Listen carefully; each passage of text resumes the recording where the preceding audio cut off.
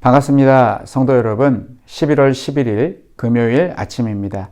오늘 우리에게 주시는 말씀은 다니엘서 5장 1절부터 16절까지 말씀입니다. 벨사살 왕이 그의 귀족 1000명을 위하여 큰 잔치를 베풀고 그 1000명 앞에서 술을 마시니라. 벨사살이 술을 마실 때에 명하여 그의 부친 느부갓네살이 예루살렘 성전에서 탈취하여 온 금 은그릇을 가져오라고 명하였으니 이는 왕과 귀족들과 왕후들과 후궁들이 다 그것으로 마시려 함이었더라. 이에 예루살렘 하나님의 전 성소 중에서 탈취하여 온 금그릇을 가져오매 왕이 그 귀족들과 왕후들과 후궁들과 더불어 그것으로 마시더라. 그들이 술을 마시고는 그 금, 은, 구리, 쇠, 나무, 돌로 만든 신들을 찬양하니라. 그때에 사람의 손가락들이 나타나서 왕궁 촛대 맞은편 석회벽에 글자를 쓰는데 왕이 그 글자 쓰는 손가락을 본지라. 이에 왕의 즐기던 얼굴빛이 변하고 그 생각이 번민하여 넓적다리 마디가 녹는 듯하고 그의 무릎이 서로 부딪힌지라. 왕이 크게 소리질러 술객과 갈대아 술사와 점쟁이를 불러오게 하고 바벨론의 지혜자들에게 말하되 누구를 막론하고 이 글자를 읽고 그 해석을 내게 보이면 자주색 옷을 입히고 금사슬을 그의 목에 걸어주리니 그를 나라의 셋째 통치자로 삼으리라 하니라. 그때에 왕의 지혜자가 다 들어왔으나 능히 그 글자를 읽지 못하며 그 해석을 왕께 알려주지 못하는지라. 그러므로 벨사살 왕이 크게 번민하여 그의 얼굴빛이 변하였고 귀족들도 다 놀라니라. 왕비가 왕과 그 귀족들의 말로 말미암아 잔치하는 궁에 들어왔더니 이에 말하여 이르되 왕이여 만수무강하옵소서. 왕의 생각을 번민하게 하지 말며 얼굴빛을 변할 것도 아니니이다. 왕의 나라에 거룩한 신들의 영이 있는 사람이 있으니 곧 왕의 부친 때에 있던 자로서 명철과 총명과 지혜가 신들의 지혜와 같은 자니이다. 왕의 부친 느부갓네살 왕이 그를 세워 박수와 술객과 갈대아 술사와 점쟁이의 어른을 삼으셨으니 왕이 벨드사살이라 이름하는 이 다니엘은 마음이 민첩하고 지식과 총명이 있어 능히 꿈을 해석하며 은밀한 말을 밝히며 의문을 풀 수 있었나이다. 이제 다니엘을 부르소서. 그리하시면 그가 그 해석을 알려드리리이다 하니라. 이에 다니엘이 부름을 받아 왕의 앞에 나오매 왕이 다니엘에게 말하되 내가 나의 부왕이 유다에서 사로잡아온 유다 자손 중에 그 다니엘이냐.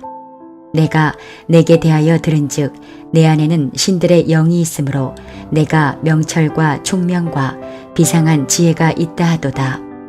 지금 여러 지혜자와 술객을 내 앞에 불러다가 그들에게 이 글을 읽고 그 해석을 내게 알게 하라 하였으나 그들이 다 그 해석을 내게 보이지 못하였느니라. 내가 내게 대하여 들은즉 너는 해석을 잘하고 의문을 푼다 하도다. 그런즉 이제 내가 이 글을 읽고 그 해석을 내게 알려주면 내게 자주색 옷을 입히고 금사슬을 내 목에 걸어주어 너를 나라의 셋째 통치자로 삼으리라 하니.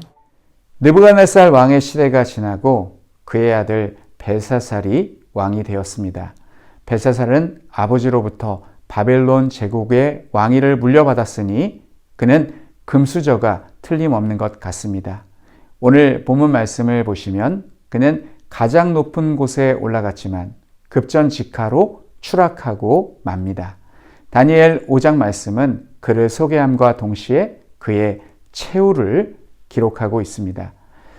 벨사살의 이름은 벨이여 왕을 지켜 주옵소서라는 뜻을 가지고 있습니다. 그러나 그의 이름과 달리 벨은 그를 지켜주지 못했습니다. 그는 아버지 느부갓네살 덕분에 온갖 부귀영화를 누리고 살았습니다. 이날도 수많은 남녀 사람들을 불러 모아놓고 술을 마시고 있었습니다. 그러다가 문득 그의 아버지가 하나님께 제사 드릴 때 사용하던 그릇들, 즉 예루살렘에서 탈취해 온 그릇들을 가져오라고 시켰습니다. 그리고 그 그릇들을 가지고 술을 부어 마시기 시작했습니다. 예루살렘 성전에서 사용하는 그릇들은 술잔으로 사용하려고 만든 것이 아니었습니다. 그 그릇들은 이스라엘 백성들이 성전에서 하나님께 제사 드릴 때 사용하려고 만든 거룩한 기명들이었습니다. 사람이 타락하면 하나님을 모독하고 싶은 생각이 듭니다. 창세기 4장 23절 이하를 보면 범죄한 아담의 후손 중 라멕이 하나님을 모독하는 소위 독신가를 부르는 내용이 나옵니다. 유럽에 가면 문 닫은 교회를 인수하여 술집으로 개조한 곳이 있다고 합니다. 그 술집의 업주에게 물어보면 장사가 제법 잘 된다고 합니다. 이 술집을 찾는 손님들에게 인터뷰를 해보면 신성한 교회에서 술을 마시는 기분이 묘하다고 하며 이곳을 찾는다고 합니다. 이처럼 죄로 타락한 인간은 하나님을 모독하고 하나님의 위치에 서보고 싶어 합니다. 그러나 하나님을 모독하는 이들은 어리석게도 피조물, 즉 금, 은, 구리, 쇠, 나무, 돌로 만든 우상에게는 머리를 조아리고 복 주시기를 기도합니다. 바로 그때 사람의 손가락들이 나타나서 왕궁 촛대 맞은편 석회벽에 글자를 쓰기 시작했습니다. 첫째, 손가락과 글자가 나타난 때가 언제였습니까? 첫 번째, 타락이 극도에 다다를 때였습니다. 타락에는 술이 빠지지 않습니다. 술 자체는 죄가 아니라고 주장하시는 분들이 있습니다. 돈도 마찬가지인 것 같습니다. 돈 자체는 문제가 없습니다. 그러나 돈을 사랑할 때, 돈을 사랑함이 일만하게 뿌리가 된다는 그 말씀처럼 돈을 사랑하면 죄가 됩니다. 술도 마찬가지입니다. 술 자체는 문제가 없을지 몰라도 술은 일반 음식과 달라서 사람을 취하게 만듭니다. 술은 중독성이 있어서 술을 마시는 사람은 계속 술을 찾게 되고 술에 취하면 사람은 분별력이 흐려져 돌이킬 수 없는 큰 실수를 하게 됩니다. 저는 술을 절제하며 마시는 사람보다 술을 조절하지 못해 가정에 문제를 일으키고 자녀들에게 좋지 않은 모습을 보인 사람들을 더 많이 보아왔습니다. 사랑하는 성도 여러분, 술 취하지 말라. 이는 방탕한 것이니 오직 성령으로 충만함을 받으라는 말씀처럼 술에 취하지 마시고 성령에 취해 사시기를 바랍니다. 두 번째는 우상을 찬양하고 있을 때 손가락이 나타나서 글자를 썼습니다. 자, 그러면 두 번째, 손가락과 글자를 누가 먼저 보았습니까? 첫째, 벨사살 왕이 제일 먼저 보았습니다. 그는 만취하였지만 제일 먼저 손가락들이 글자를 쓰고 있는 것을 목격하였습니다. 그리고 그것을 보고 깜짝 놀랐습니다. 6절 말씀을 보시면 그가 놀란 모습을 자세하게 묘사하고 있습니다. 이에 왕의 즐기던 얼굴빛이 변하고 그 생각이 번민하여 넓적다리 마디가 녹는 듯하고 그의 무릎이 서로 부딪힌지라.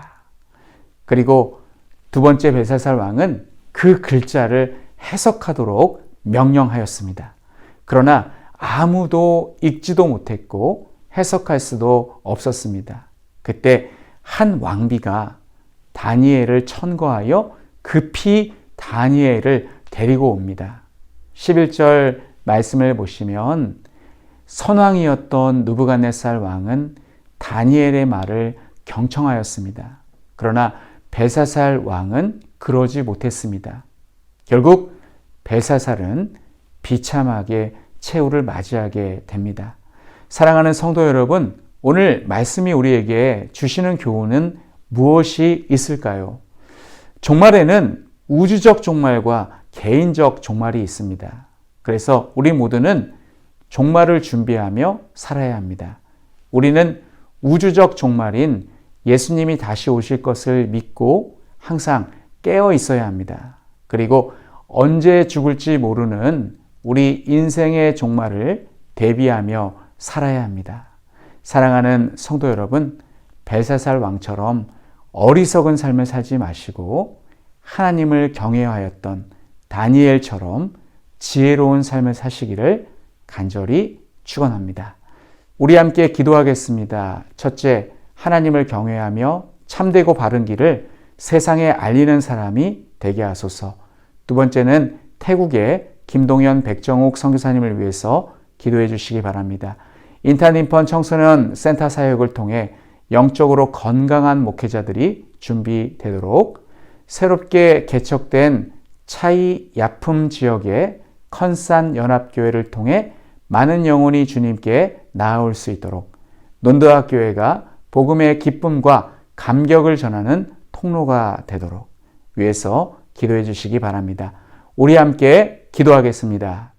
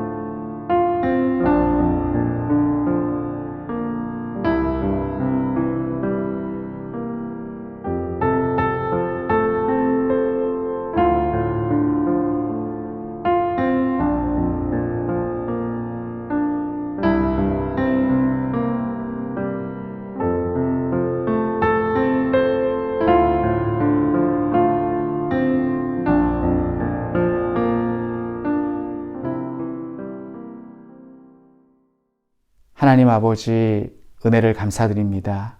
하나님, 벨사살 왕은 흥청망청 노세 젊어 노세라고 하면서 살다가 하나님께 심판을 받는 것을 우리가 보았습니다. 하나님, 우리도 오늘 본문 말씀을 마음에 새기고 항상 예수님의 재림과 또 나의 개인적 종말을 준비하는 삶을 살 수 있도록 인도하여 주시옵소서. 하나님 아버지, 오늘은 태국의 김동현 백정욱 선교사님을 위해서 기도드립니다. 하나님, 섬기시는 인턴 청소년 센터를 기억해 주시고 그리고 논드아 교회 가운데 함께하여 주시기를 원합니다. 하나님, 오늘 하루도 우리 모든 성도님들과 함께해 주시고 동행하여 주시기 원하오며 예수님의 이름으로 기도하옵나이다. 아멘.